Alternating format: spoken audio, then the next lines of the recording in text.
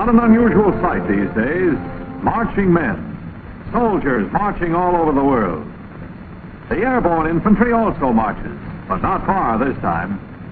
They're plenty tough, trained for action anywhere, ready for it any time. On the ground, they can take care of themselves and the enemy. But in the air, these men are dependent on the flight crew of the troop carrier airplane, with a good share of responsibility resting on the pilot and co-pilot. For the success or failure of a mission can depend on getting these troops to the proper place at the proper time. Handling the C-47 skillfully comes only from a thorough knowledge of the characteristics and performance of the airplane.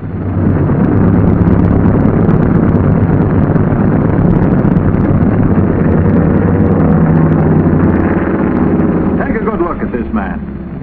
There was a day not so many weeks ago when he was a transition pilot. A day when he first started to learn the do's and don'ts of flying the C-47. Let's go back to that day. Here's Lieutenant Warren, a few weeks younger and a lot greener, but not too green.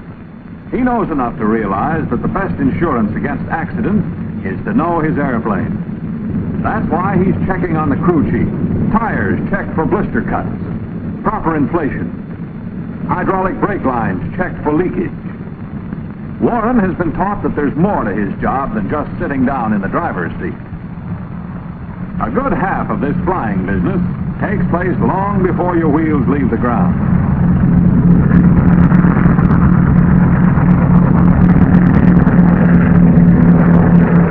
Look her all over, Lieutenant. They say it's easier to check on the ground than in the air. Here comes a man who'll agree with that statement. Warren's instructor, Captain Matthews. All set, Lieutenant? From top to bottom, Captain. Okay, let's go. Mind if we go along, Captain? Maybe we can pick up a few pointers. We want to see what a transition pilot learns after he's through with his groundwork.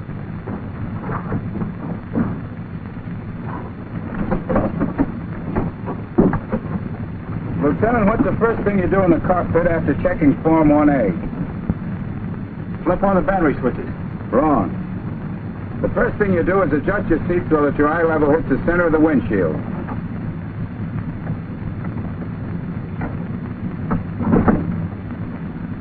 Now those battery switches.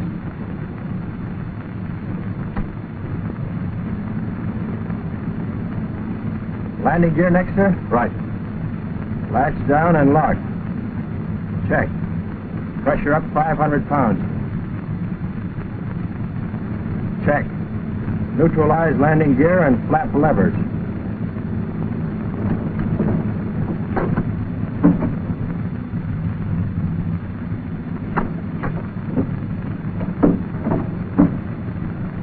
Check. Light green. Check. Horn operation. Here it is.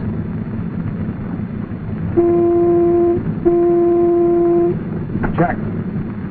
Autopilot hydraulic valve off. Check. Fluid level. Okay, sir. How's the fuel supply? Left main 200. Right main 200. Left auxiliary 100. Right auxiliary 100. Total 600, sir. Good. Let's take the quadrant column now. Move the prop pitch controls back and forth to be sure they're free, and leave them full forward. The same applies to the throttle.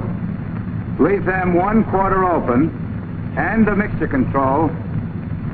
Return to idle cutoff. Elevator tabs should be neutral. Oil shutters in proper position. Put carburetor air temperature controls in cold position. That's to prevent damage to the induction system in case backfiring occurs on starting. Set aileron and rudder tabs at 0. Turn autopilot off. De-ice is off. Parking brake on. Move cross feed valve on. Right, sir. Move static selector valve to top. Double check your gauge by setting your altimeter at field elevation. Tap the altimeter to remove any friction. Check your tachometer and airspeed indicator for zero reading. Check your clocks. Now test the flight controls. Make certain that your rudder pedals are even and adjusted to you, and that you have free and maximum movement of the rudder,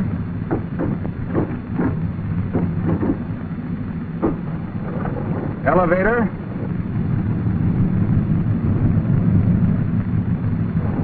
and aileron controls. Look out the window to see whether your aileron is moving. Right, sir. Check flap indicators for up position. Engine cowl flaps open. Yes, sir.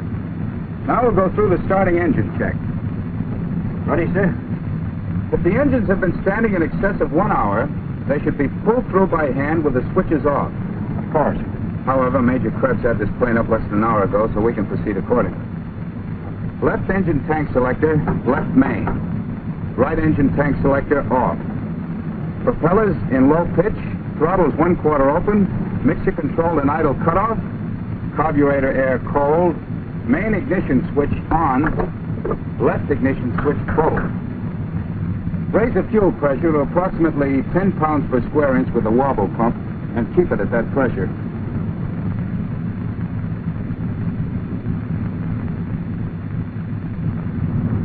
I'm going to start the left engine.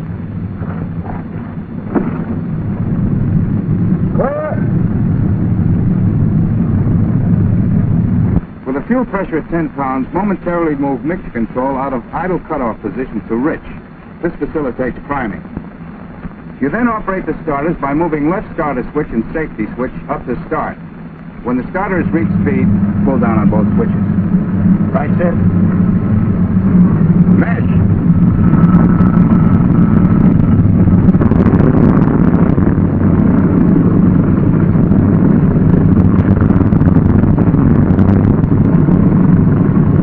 As soon as this engine fires, move mixture control immediately to auto rich and pull back on the throttle. Keep the wobble pump working until the engine is functioning smoothly. Don't work it up and down too fast. Idle the engine to between 600 and 800 RPM until the oil pressure shows on the gauge.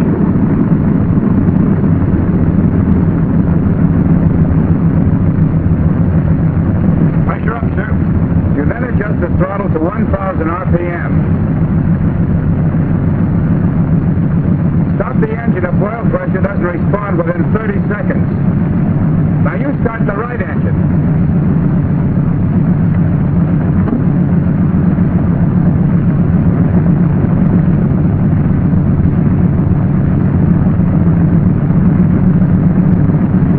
You may not be able to hear the start of the 12 to 15 seconds you bring it up to speed.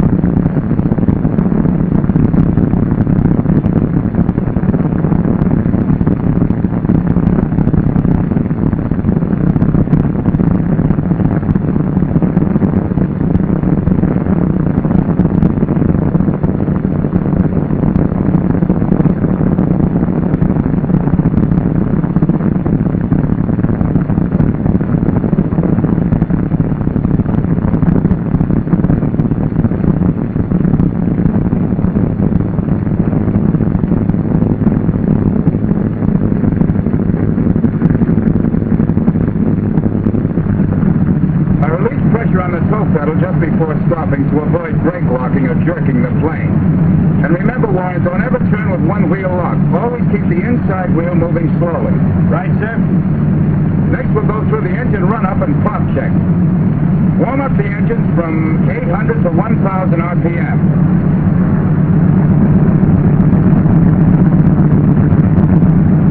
Keep the prop controls in low pitch until the oil temperatures reach 40 degrees centigrade minimum. Cylinder head temperature should not exceed 232 degrees centigrade. Adjust the engine speeds to 1,500 RPM.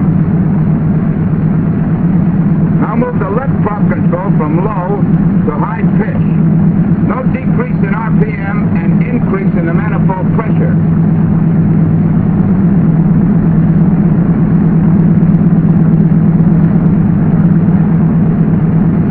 This also serves to bring warm oil to the prop dome. After a pause of from 10 to 12 seconds, return the left prop control from high to low pitch. Now we'll run the left engine to 2350 RPM. At the same time, check the manifold against the RPM to make sure that both engines are putting out approximately the same power. Check both mags at 27 to 30 inches manifold pressure. Check, sir. The drop-off from 2 mags to either one should not exceed 75 RPM. Now you go through the same procedure with the right engine. Prop controls to high pitch. RPM decreases, manifold pressure increases.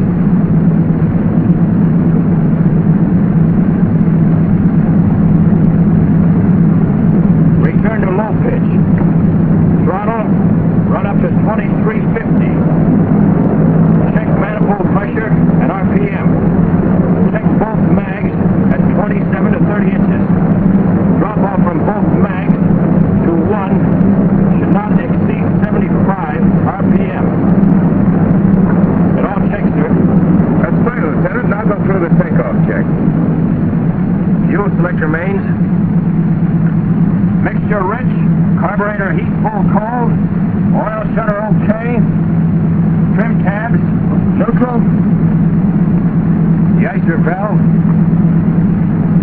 off. Prop full low. High RPM. Cross-bead valve off. Cowl flat. Trail. Wing flaps up. Check for freedom of flight controls.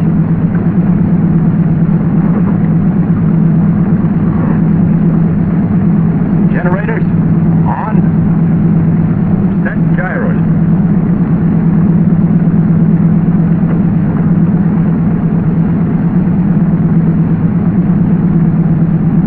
As co-pilot, here are your takeoff duties. Watch the pressure instruments. Be ready to use the wobble pump whenever necessary.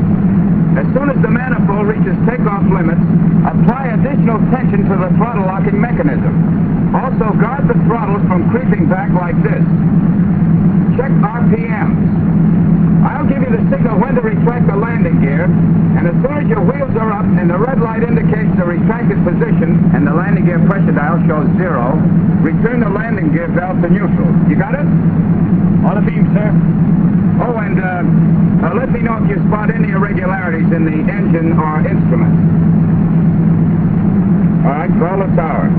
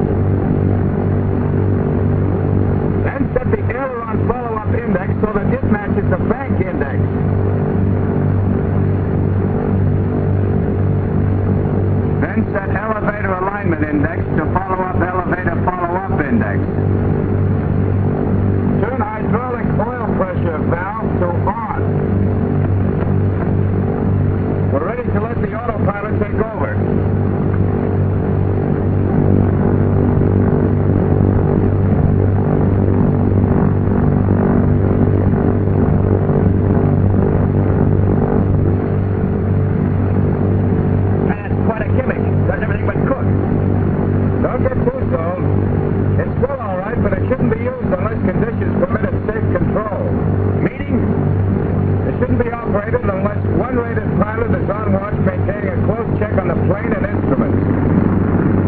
Hey, what's that? Only the window fastener. That's something I forgot to check.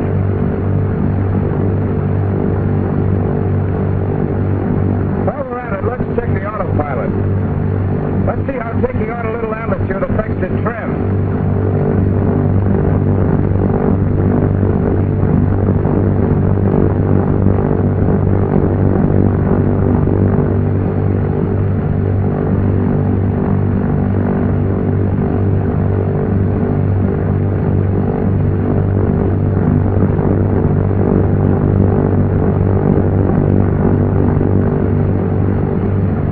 Disengage the pilot.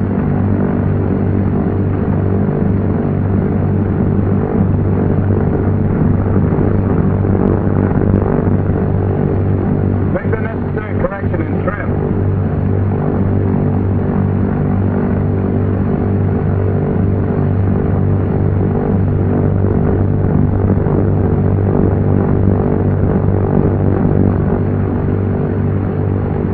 Doesn't take much to throw this ship off, does it? Very little. Changing altitude, giving the C-47 more power, or a shift in load will easily throw it out of trim. While we're on the subject, Captain, how about giving me some of the don'ts? Very well, Lieutenant. To begin with, don't fly the C-47 at over 207 miles per hour, or do more than 255 in a glide. It's not a fighter job, you know. Maneuvers such as dives, spins, loops, Immelmans, inverted flight, and so forth are definitely out. In other words, you'll act nice so long as you don't try to play around.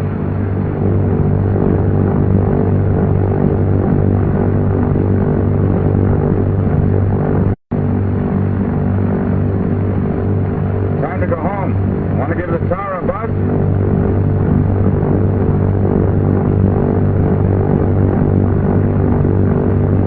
Change fuel quantity gauge switch. We'll go back to the main. Let's go through the approach check now. Cross feed valve should be off. Check. Wing de-icer valve. Off. Both autopilot valves. Off. Mixture control set to auto rich.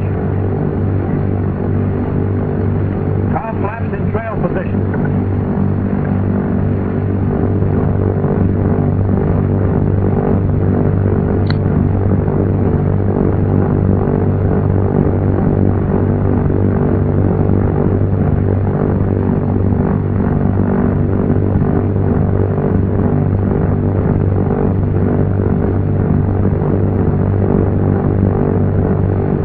What's my airspeed? 150. Altitude? 1200. Gear down.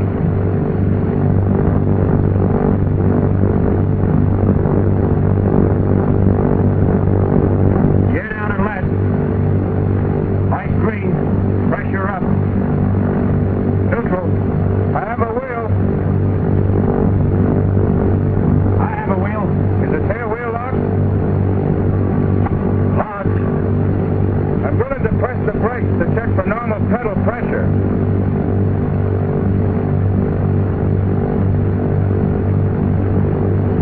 We're starting our base leg now. Give me 1/4 flap. 1/4 flap. On the final approach, I'll take 3/4 flap. Check.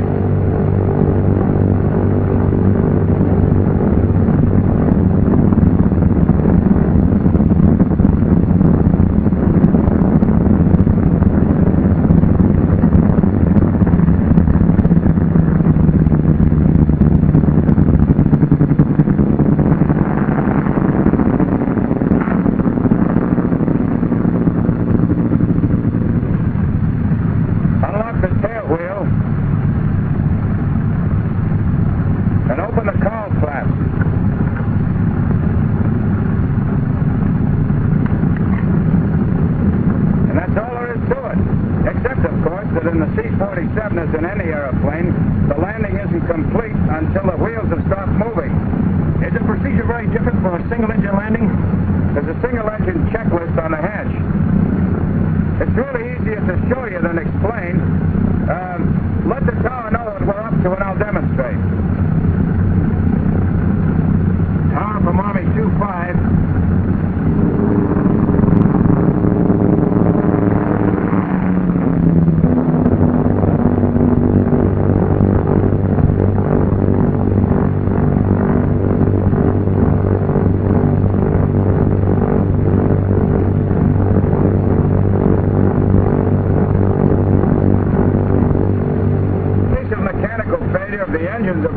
Remain cool. Take time to determine which engine isn't functioning properly. Okay, here we go.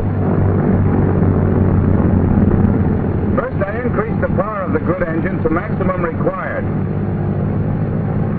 Enrichen the mixture. Then I put the propeller on the good engine in low pitch. When do you change the gas selector valve to the tank with the most fuel in it? Right now, that's the next step. Left main, sir. I close the oil shutter on the bad engine. Check the gear up, flaps up. Gear up, flaps up. I pull the throttle of the bad engine back. Also the prop pitch control. And I return mixture control to idle cutoff. Now we're ready to feather that prop, so we hit the feathering button.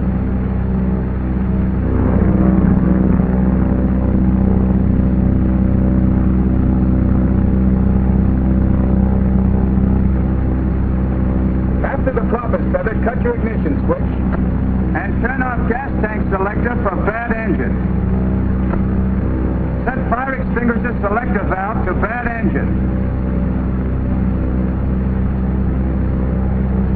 Adjust mixture of good engine to emergency position. Turn off battery switch on bad engine. Recheck landing gear and flaps for full up position. Gear up, flaps up. Shift hydraulic system to good engine. Adjust power so that RPM is increased by 100 for every 2 inches of manifold pressure used above 30 inches. Use minimum power required. If more than maximum rated horsepower is necessary, put prop control in full low pitch. I notice you keep the plane at about 120 miles an hour. That's the recommended cruising speed. During single-engine flight with any appreciable power being used, control can't be maintained below 85 miles per hour. Best results are obtained if the fuselage is held parallel to the line of flight.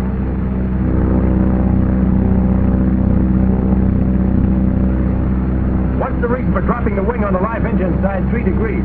Because I want to counteract the skidding effect of the rudder force. This attitude produces minimum drag and maximum cruising speed with a given power. Catch on? Yeah, I get it. But to keep all that stuff in your head, you sure have to be a walking check order. Or a flying one. But don't worry, Warren. When you get out of it, you'll be able to feather a prop or adjust to one motor in a matter of seconds. But there are about 20 steps to go through. All right, figure a second for each step. It took me longer just now because I was explaining it to you as I went along. Here, I'll unfeather the prop and show you what I mean. In unfeathering, with throttle closed and prop in decrease, you switch the ignition to both. Check. Make sure mixture control is in idle cutoff. Turn engine fuel tank selector to desired tank. And push the feathering button and hold until the prop windmills to between 600 and 800 RPM.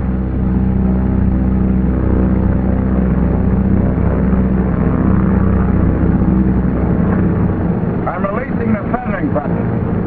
Move mixture control to auto rich. Advance throttle and prop controls gradually to let the engine warm up. Only you're cutting her again to show me that feathering a prop can be done in 20 seconds. Right. Blessed by a good pilot. Get your stopwatch ready. All set? Right, sir.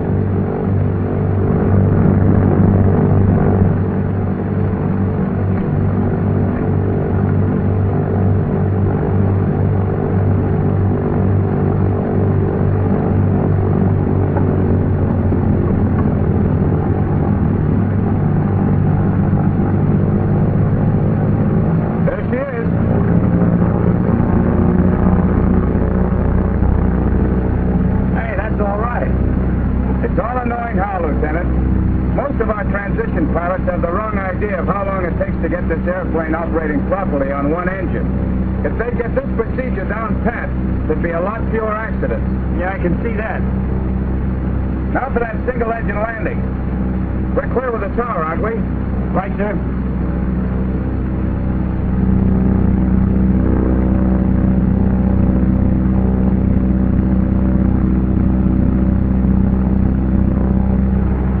This approach is pretty much the same as landing without flaps.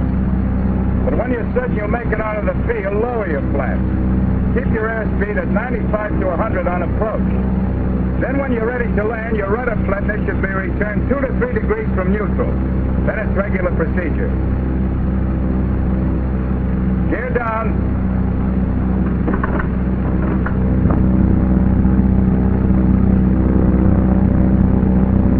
Gear down to left.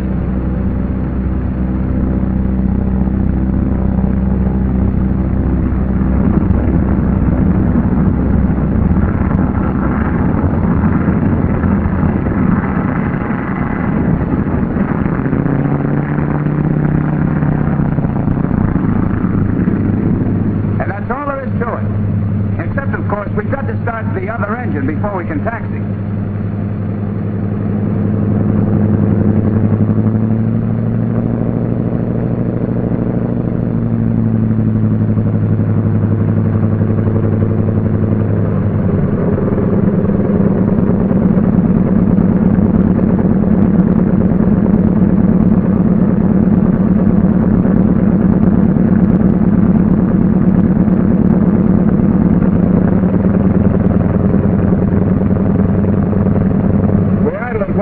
RPM to cool the engines below 180 degrees centigrade.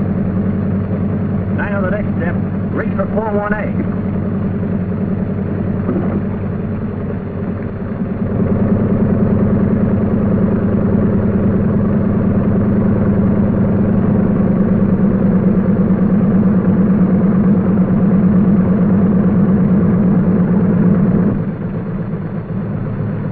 You kept the flaps down after contact with the ground. Well, two schools of thought on that. But some pilots spill them. I leave them down to serve as an air brake. They also help to retard the forward roll. That was the first day for Lieutenant Warren. His introduction to the C-47. He came to know that ship a lot better in the days that followed. Got to know the inside of that cockpit so he could reach for every control with the familiarity of a skilled carpenter reaching for his tools of trade. He came to know and trust those instruments on the panel in front of him as real friends who, when understood, can help make flying the C-47 more of a pleasure than a job. Yes, piling up those necessary hours of transition training taught Lieutenant Warren many things. Safety in the air and on the ground became a matter of habit. Little things like checking to see if the crew chief had locked the rudder, elevator, and ailerons became important things to this man, whom so many others would soon depend upon. You remember where we first met him. Let's put him right back up there, in the cockpit of that C-47 where he belongs. He and his co-pilot, twin custodians of the lives of these men. They've got to be good, these pilots of the Troop Carrier Command. They've got to be good to fulfill the command's motto. He conquers who gets there first.